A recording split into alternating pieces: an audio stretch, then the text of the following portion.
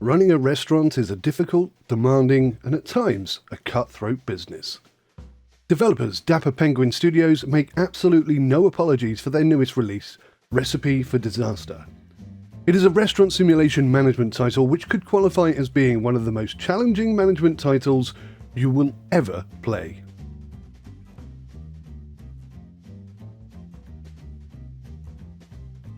In the game, you will be presented with a variety of progressively more difficult challenges in order to test your management capabilities, ranging from getting a pre-existing restaurant back on its feet, growing and expanding a small one, or starting something completely new from scratch.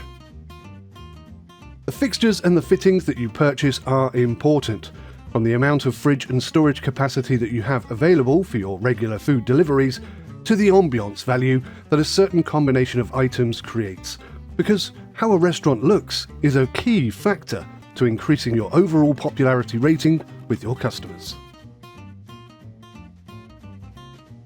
It is your staff, though, that will ultimately make or break you. Cooking skills, cleaning skills, serving skills, and even charisma are just some of the factors that you will need to manage. Each staff member has jobs that they love and those that they hate. Now, if you ask a member of staff to perform a task that they hate, their stress levels will start to raise until they reach a breakdown, at which point they will collapse into a quivering, shaking, and crying mess on the floor, completely unable to perform any task at all. Staff also have additional personality traits, some positive and some negative. A narcissistic staff member who deliberately sets fire to your equipment is going to be a problem, but team players who work faster when the restaurant is busy could be just the thing you need to succeed. As staff rank up, you can modify, remove, or enhance these traits, and they play a big part in your overall success. In addition to all of this, it is also you who will not only pick the menu and set the prices, but you will actually be tasked with creating your culinary masterpieces too. Now, this particular aspect of the game can be a little confusing and a little tricky. Exploration is an essential part of creating a signature dish. Thankfully, though, your customers will also recommend dishes to you, which can be added to the menu by simply clicking the Add Now button on their request. But don't be fooled, because any issue they find, like a hair on their plate for example, will also be made very clear to you too. Finally, the physical construction of the restaurant is in your hands too. You need to purchase land, build the walls, and decorate as you see fit. And believe it or not, you can even create bespoke uniforms for each section of staff, with a different group having a different uniform. Recipe for Disaster plays out a little bit like a football management game. You pick your team, you assign your tactics, and then you watch them play the match. You watch, you tweak, and you adjust in order to gain an advantage and then reset for the next game. You will probably find that each shift is watched at maximum gameplay speed, but as you absorb information, you can then make the necessary tweaks in order to make the next day more profitable than the last. All in all, Recipe for Disaster is almost certainly the hardest RTS management title that I have ever played. And as much as I appreciate the challenge, there is a fine line between challenging and frustrating. Now, I really like the overall concept. I enjoyed the look and feel of the game, and I absolutely love the intricate details for each of the character animations. But personally, I feel that a little more tweaking is required in order to get that perfectly streamlined, fair play feel into this game. Here's a list of some of the issues that I found with the game. Rather than a piece of equipment like a grill or a deep fryer failing due to maintenance neglect, it is actually the skill level of an inexperienced chef who is going to be responsible for setting fire to their allotted apparatus more than 3 times in a single day. And whilst that concept is okay for me, I feel it just happens way too often for my liking. Now, these fires can be put out quickly with fire extinguishers, more the merrier, and you can even get perks that help you put fires out more often, or perks that reduce the likelihood of fires starting in the first place. So they don't actually make a huge difference to the outcome of the day, but I still found it to be incredibly annoying.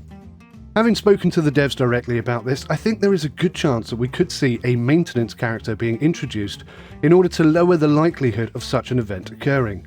To be clear, I'm not necessarily looking for one or the other, both would be fine, just so long as it happens in realistic intervals. Another faux pas, in my humble opinion, is the fact that the game only auto-saves at the beginning of each new shift and not at the end. This means that if you're partway through a mission and you don't restart, if you end the game before restarting the next day, then you could lose gameplay. It's also not possible to assign staff to rotas or equipment until after you have opened the restaurant, which again I found to be quite infuriating. When the restaurant is closed, that is the perfect time to plan your day. The game has no loans to speak of, at least as far as I have managed to progress. So rather than giving you 24 hours to turn around a deficit in your bank account, you will immediately fail if you're even 1 penny in debt at the close of play. They don't even give you the option to sell off some unwanted decorations before ending your game instantly. I think that could be reworked and just become a slightly fairer mechanic. Equally, the UI, as much as I do like it, and I do like it, I think it looks great, it works okay and it's fairly intuitive, but there are a number of areas where small improvements could have a big impact on player happiness. Some examples include staff stats being available when you hover over them. This would make it easier to decide which people you're going to sack. The ability to filter menus and lists by their heading, I mean, that just makes so much sense. It's surprising that it isn't already in the game. The ability to add 5 items to a recurring delivery instead of 1 at a time, and for multiple ingredients to be increased as well. There are so many ways that could be improved. At the moment I'm looking at maybe 50 to 100 clicks on this one page, and in all honesty, that shouldn't be the case.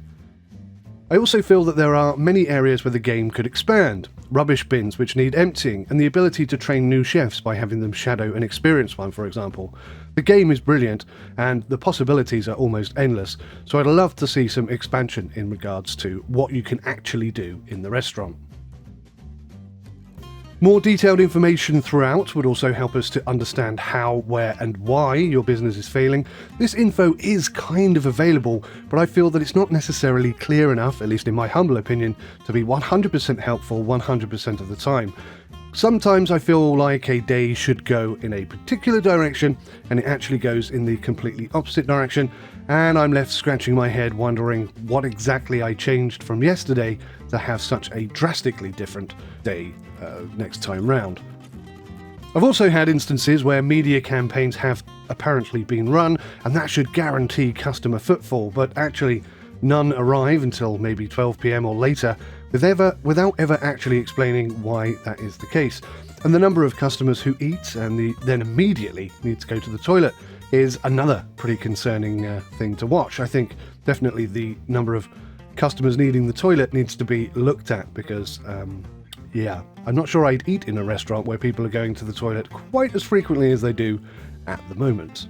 It is an early access game. There are a few bugs in the game as well. Customers getting stuck in the toilets, for example, and sometimes food not being completed and delivered to their customer for a reason which I still have yet to establish. I'm not sure if it's the server not picking it up and taking it over to the table, or whether the final trimmings have not been added by the chef. It's difficult to identify sometimes why something isn't happening. It may not be a bug, it may be a mistake that I've made, but as I said earlier, sometimes the information that's available doesn't quite necessarily guarantee you clarity.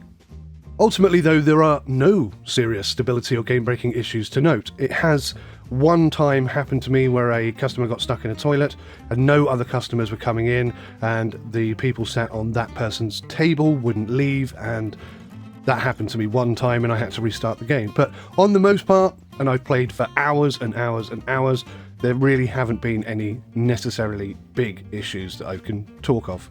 So essentially, my final rapport for this game is that Recipe for Disaster is a cracking management game that will absolutely test your patience and your skill.